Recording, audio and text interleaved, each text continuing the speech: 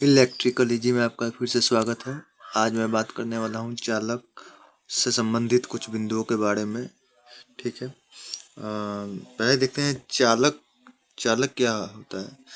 तो वैसे पदार्थ जिनके परमाणु के बाह्य कक्ष में मुक्त इलेक्ट्रॉन्स पाए जाते हैं वो चालक कहलाते हैं। देखिए, चालक जो है आपको धात्विक भी हो सकते हैं और अधात्विक भी हो सकते हैं। ठीक है। अब देखते हैं धात्विक में क्या है।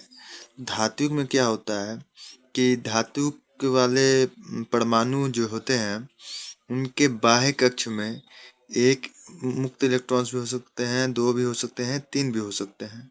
तो जितने अधिक मुक्त इलेक्ट्रॉन्स बाह्य कक्ष में होंगे वो उतना ही अधिक चालकता का गुण रखेगा। उसी तरह अधात्विक में लेते हैं कार्बन और ग्रेफाइट। इसमें क्या होता है, जैसे कि यहाँ पे कार्बन के जो बाह्य कक्ष में होते हैं 4 इलेक्ट्रॉन्स होते हैं। ठीक है। जिसके कारण वो भी 4 मुक्त इलेक्ट्रॉन्स के कारण वो भी चालक का कार्य करता है। और बात करता हूँ चालक कैसे होना चाहिए, क्या अच्छे चालक की गुण क्या है। तो देखिए, किस आधार पे हम किसी चालक को अच्छा चालक कहेंगे, तो उसमें देखते हैं कुछ बिंदु हैं। पहला, सस्ता हो। तो जो सस्ता हो, पैसा कम खर्च हो, आसानी से उपलब्ध हो, मतलब कि दुकान में जाए तो एक बार में मिल जाए। तन्य हो, जो पतली से पतली तार के रूप में उपलब्ध हो, जैसे कि वाइंडिंग करते हैं तो उसमें 36 नंबर का तार भी आता है और 8 नंबर का भी तार आता है। तो पतले से पतले रूप में हमको मिल जाए। मजबूत हो, मजबूत होने का अर्थ क्या है कि कोई भी जो जिस प्रकार से हम देख सकते हैं कि अगर हम कोई तार को खींच कर, मतलब कहने का है, ट्रांसमिशन या डिस्ट्रीब्यूशन लाइन में ला रहे हैं तो वो तूफान, आंधी, इन सभी से मैकेनिकल डैमेज ना हो जाए, इस तरह के देखना होता है। मजबूत होना चाहिए।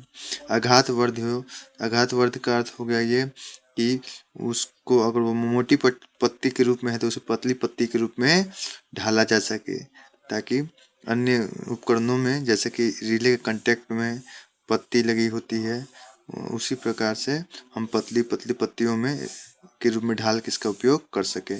सोल्डर करना आसान हो, तो जब हम ज्वाइंट करें, कहीं भी तार घटता है तो ज्वाइंट करेंगे, तो ज्वाइंट करके लंबा करेंगे परिपथ को, तो वहाँ उस ज्वाइंट को मजबूत करने के लिए हम सोल्डरिंग करते हैं। और सोल्डरिंग करना आसान होता है, होगा तो अच्छी बात है ना।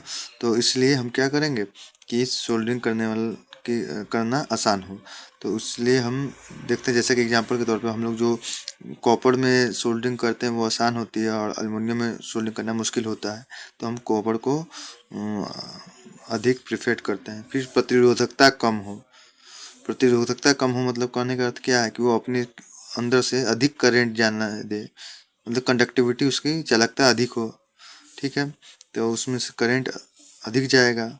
ठीक है, अधिक जाएगा, जिससे पावर जो है यूटिलाइज ज़्यादा होगा, लॉसेस कम होगा।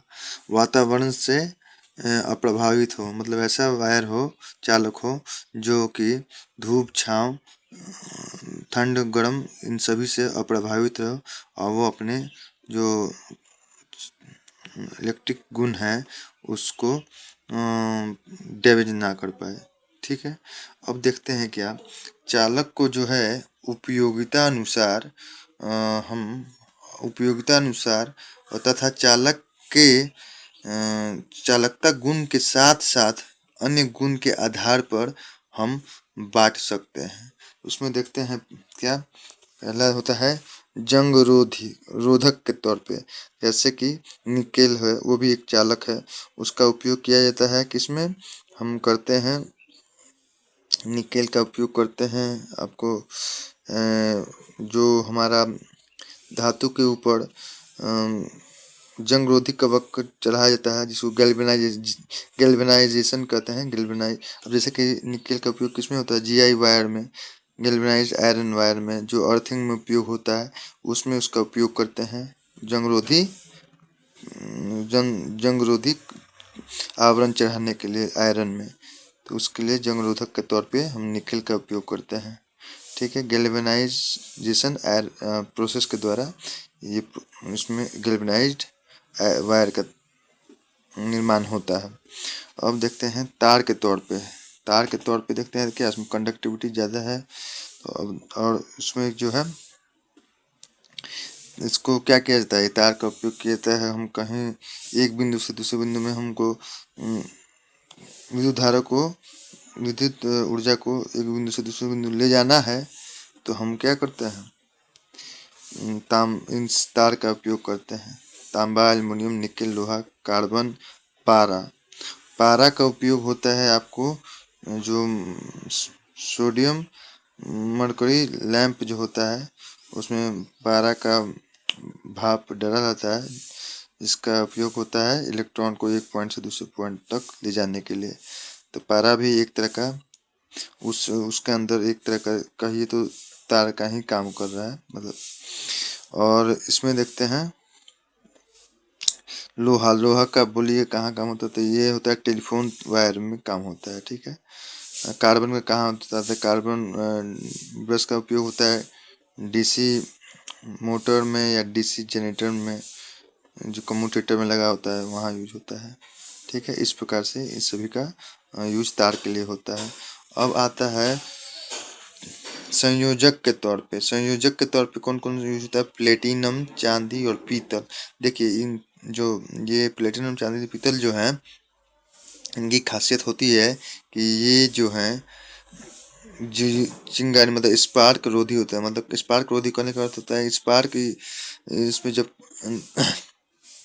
ये चालक के तौर पर मतलब कभी परिपथ को जोड़ने का काम करते हैं, तो ये इलेक्ट्रॉन का प्रवाह को स्थापित करने समय स्पार्क नहीं होने देते हैं, जिसके कारण वहाँ पे कार्बन संयोजी बिंदु में कार्बन नहीं जमा होता है और करेंट का फ्लो सही तरीके से बना रहता है। फिर बात करते हैं हीटिंग एलिमेंट के तौर पे। हीटिंग एलिमेंट के तौर पे उसमें क्या होता है, इन चालक का जो होता है मेल्टिंग पॉइंट उच्च होता है। कहने का अर्थ मेल्टिंग पॉइंट उच्च होने का अर्थ क्या हुआ कि इनमें से जब करंट के कारण जो हीट इफेक्ट होगा, उसके कारण जो हाई टेम्परेचर बनेगा, उस हाई टेम्परेचर में ये खुद को नुकसान नहीं पहुंचा पाएंगे, ठीक है। तो इसका उपयोग हीटिंग एलिमेंट के तौर पे होता है। अब देखते हैं प्रतिरोधक के तौर पे, ठीक है। तो प्रतिरोधक के तौर पे होता है, तो इसमें देखते हैं क्या कि इसमें क्या होता है कि तापमान, देखिए अब हीट बनेगा तो हीट प्रतिरोधक है तो हीट भी बनेगा, और हीट बनेगा तो क्या होगा, उस हीट से ये अपने इस गुण को ख़त्म ना कर दें, इसलिए वो क्या होता है तापमान से अप्रभावित रहते हैं, ठीक है।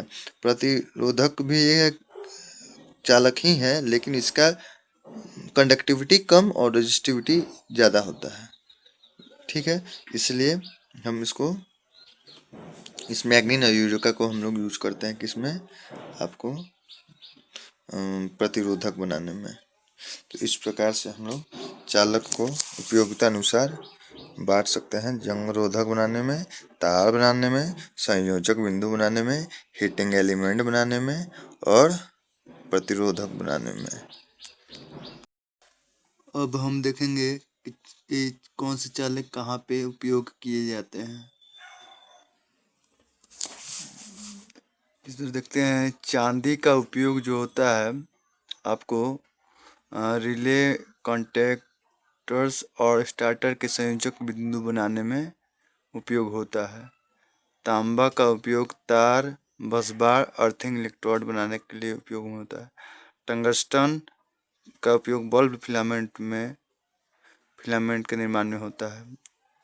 उसके जिंक का उपयोग जंग रोधी पर्थ चढ़ाने में धातुओं के ऊपर और शुष्क सेल में उपयोग होता है उसके खोल बनाने में। लोहा का उपयोग टेलीफोन वायर में, उपकरण की बॉडी में गैल्वेनाइज्ड आयरन के रूप में, अर्थ वायर के रूप में, वो भी गैल्वेनाइज्ड आयरन के तौर पे होता है, 8 HWG में आता है के रूप में होता है। टीन का उपयोग जंग रोधक परत चढ़ाने में धातुओं के ऊपर फ्यूज बनाने में मिश्रण के रूप में, सोल्डर वायर बनाने में मिश्रण के रूप में शीशा के साथ काम आता है। ठीक है, अब देखते हैं जर्मन सिल्वर। जर्मन सिल्वर का उपयोग हाई सेंसिटिव, हाई कॉस्टली उपकरण बॉडी बनाने में काम आता है, क्योंकि इसका ये जो होता है वातावरणीय प्रभाव से प्रभावित नहीं होता है। शीशा, इसका उपयोग बैटरी की plate, fuse, shoulder, underground cable के निर्माण में होता है। मैग्नीन का उपयोग होता है प्रतिरोधक बनाने में, वो भी कांस्टेंट वैल्यू वाले प्रतिरोधक बनाने में। ठीक है, यूरेका का उपयोग होता है प्रतिरोधक रेगुलेटर, मतलब कि वैरिक बनाने में, वेरिएबल रजिस्टर बनाने में। पारा का उपयोग होता है मर्क्यूरी वेपर लैंप में, जो होता है कंडक्टिविटी इलेक्ट्रॉन्स को देने में ट्यूब के अंदर, ये पारा काम करता है। नाइक्रोम जो है हीटिंग एलिमेंट के तौर पे विद्युत प्रेस, केतली, टोस्टर में काम आता है। ठीक है, और फिर कार्बन जो होता है वो डीसी मशीन में ब्रश के तौर पे काम आता है। अब हम देखते हैं कुछ मिश्रित धातु चालक का कंपोजिशन के बारे में। मैग्नीन में तांबा जो तीन घटक से मिलकर बना होता है, तांबा, मैग्नीज, निकेल। तांबा 84%, मैग्नीज 12%, निकेल 4%। यूरेका में निकेल 40%, तांबा 60%। नाइक्रोम में निकेल 80%, क्रोमियम 20%। जर्मन सिल्वर में ये तीन घटक से मिलकर बना है, तांबा, निकेल, जस्ता। तांबा 60%, निकेल 15%, अजस्ता 25%। इस प्रकार से हमने देखा कि चालक जो है उनको किन किन कैटेगरी में बांटा गया है, कि किस प्रकार से चालक काम करते हैं, उनका उपयोग किन बिंदुओं को लेकर हम अलग अलग जगहों में उपयोग करते हैं। आप लोगों को ये वीडियो समझ में आया होगा, पसंद आया होगा। आप लोगों का वीडियो देखने के लिए बहुत बहुत धन्यवाद।